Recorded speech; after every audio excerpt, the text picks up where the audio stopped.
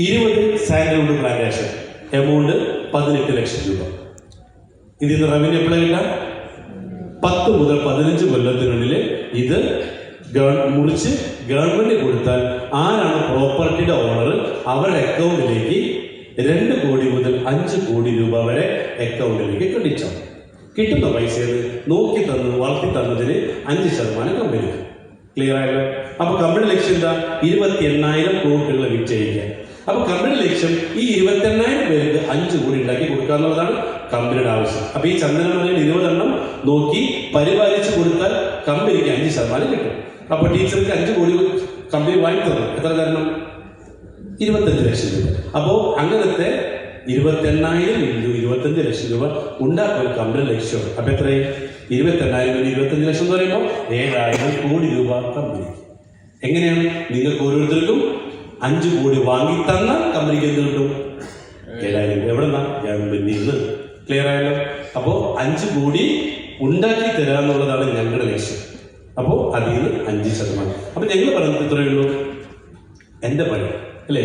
I make money, ഞാൻ പൈസ ഉണ്ടാക്കുന്നു by helping you to make മണി.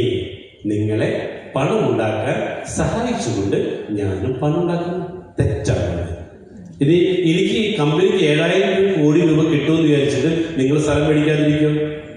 ഇല്ല, നിങ്ങൾക്ക് 5 കോടി മേടിച്ചു കൊടുത്തല്ലേ അല്ലേ? അപ്പൊ 2 കോടി മേടിച്ചിട്ട് കമ്പനിക്ക് എത്ര നഷ്ടം നിങ്ങൾക്ക് അറിയോ? നിങ്ങൾക്ക് വൈകാനം പറഞ്ഞ പൈസ കിട്ടിയില്ല, കറക്റ്റ് കമ്പനിക്ക്. അപ്പൊ കമ്പനി എന്ത് ചെയ്യണം? ഇതിന് നല്ല വളം അല്ലെ ഇതൊക്കെ കൊടുത്ത് ഇത് എന്താ പറയാ, ഇതിനൊക്കെ ഉത്സാഹമാക്കുന്ന ഉത്തരവാദിത്തം ആയിരിക്ക? കമ്പനിക്ക്.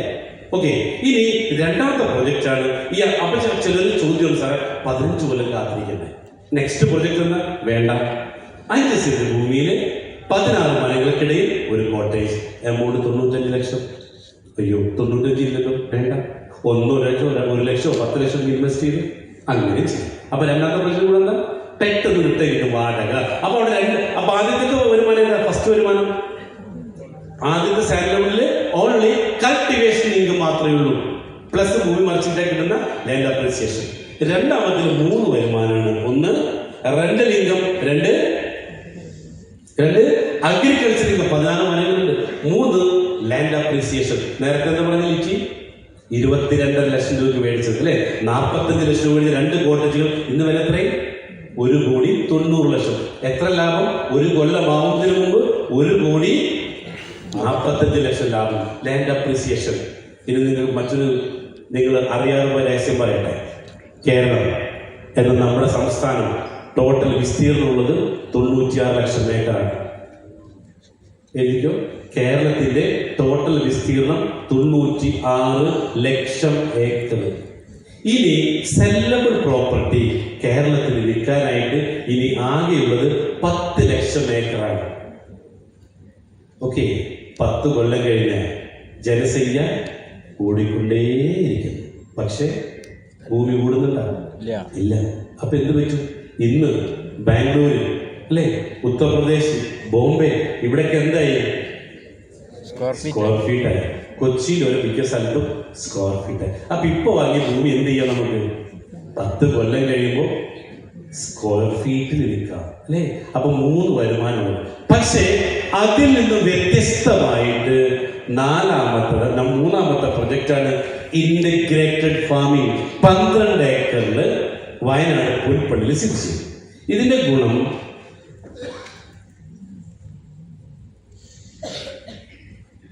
നമുക്ക് 3 വരുമാനം ഉള്ളത് ഇവിടെ അത് 4 എണ്ണമായിട്ട് മാറും.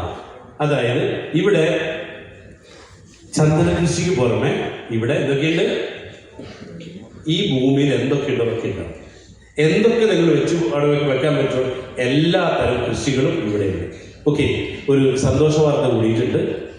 ഇതിന്റെ കല്ലിടൽ ചടങ്ങ്, ഈ 12 ഏക്കറിന്റെ കല്ലിടൽ ചടങ്ങ് ജനുവരി 31-ാം തീയതി വൈകിട്ട് 4 മണിക്ക് നമ്മൾ നടത്തപ്പെടുക. പണി തുടങ്ങുകയാണ്. ആ പണി അവിടെ നിന്ന് തുടങ്ങുമ്പോൾ ഇതിൻ്റെ ഒരു ഭാഗമാണ് ഞങ്ങൾ കണക്കൂട്ടുന്നത് ഒരു 6 to 8 മന്തിനുള്ളിൽ തന്നെ റവന്യൂ തുടങ്ങാൻ പറ്റുമെന്നാണ്. പക്ഷെ എല്ലാവരും പറയുന്നത് 1 കൊല്ലാണെങ്കിൽ കൂടെ അതിനു മുമ്പേ തന്നെ ഇതിൻ്റെ വരുമാനം കിട്ടിത്തുടങ്ങും. പിന്നെ ഗുണമെന്താ? ചീരയ്ക്ക് എത്ര സമയം വേണം? 28 ദിവസം അല്ലേ? മുട്ട കോഴി എത്ര ദിവസം വേണം ഒരു കോഴി വലുതായി മുട്ടയിടാൻ? എത്രയെങ്കിലും അല്ലേ? അപ്പൊ ഇതൊക്കെ ഇനി വരാൻ വേണ്ടി പോകുന്നത് ഇവിടെ ഇതിന്റെ കൂടെ റവന്യൂ. അപ്പൊ എന്തായി? അഗ്രികൾച്ചർ ഇവിടെ മറ്റൊന്നും കൂടെ ഒരു അല്ലെ ഇന്റഗ്രേറ്റഡ് ഫാമിങ്ങിൽ നിന്നുള്ള വരുമാനം കൂടെ നിങ്ങൾക്ക് ലഭിക്കുന്നുണ്ട് അല്ലേ? അപ്പൊ ഇവിടെ എല്ലാത്തരം കൃഷികളും ഉണ്ട്, ഫാം ടൂറിസം കോട്ടേജുകളുണ്ട്, അതിന്റെ വരുമാനമുണ്ട്. യെസ്, അതിന് വീട് ഇവിടെ